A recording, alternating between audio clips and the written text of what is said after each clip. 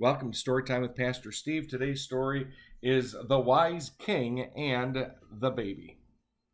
It's based on 1 Kings chapter 3. It's written by Yvonne Patterson and illustrated by Betty Wind. Michael was a little boy. He lived many years ago.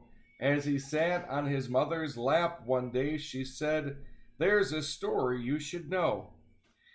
In this same house just 6 years ago, to this very day, a frightening thing took place. It happened just this way. You were only 3 days old, a tiny, precious lad. Another woman lived with us. She too had a baby. Her son was only 1 day old, the day this all occurred. We went to bed that night, and neither baby stirred. You both were sleeping soundly, not disturbing anyone, but as the other lady slept, she rolled over on her newborn son.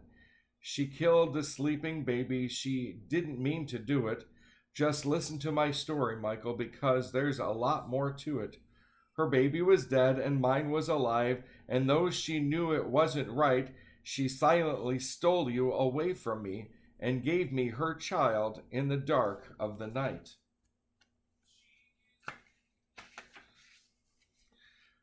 So then I had a dead baby sleeping with me in my bed, and she had you, my Michael. I awoke early so you could be fed, but my baby's not breathing. I called to her, "What am I going to do?"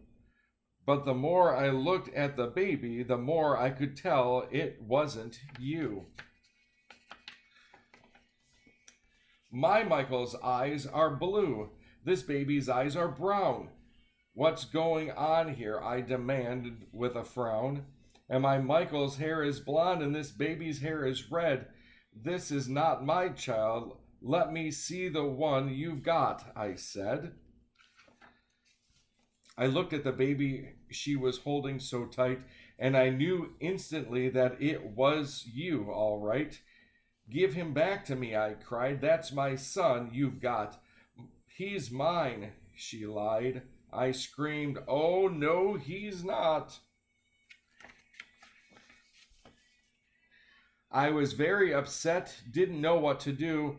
I was so afraid that I'd never get you, when all of a sudden, out of the blue, I just knew what I was going to do.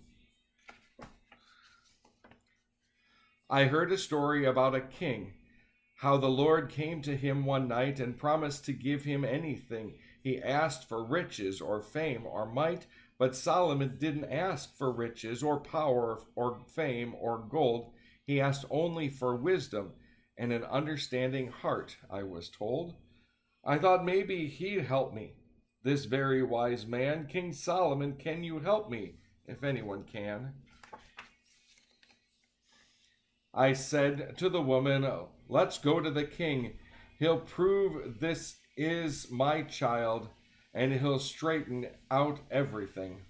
"Okay," she agreed. She didn't dare say no. So up to the palace gate with you did we go. Then I said to the guard, "I beg your pardon, sir. We must see King Solomon. It's a matter to be settled with her." He led that woman and me right up to the throne. My heart was a-pounding. I felt so alone. I bowed myself down before the king.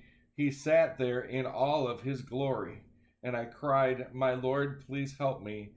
Then I told the king my story. When I was done talking, the other woman said, "She lied. This is my baby. It was her child that died." The king looked toward heaven. I think he prayed to the Lord.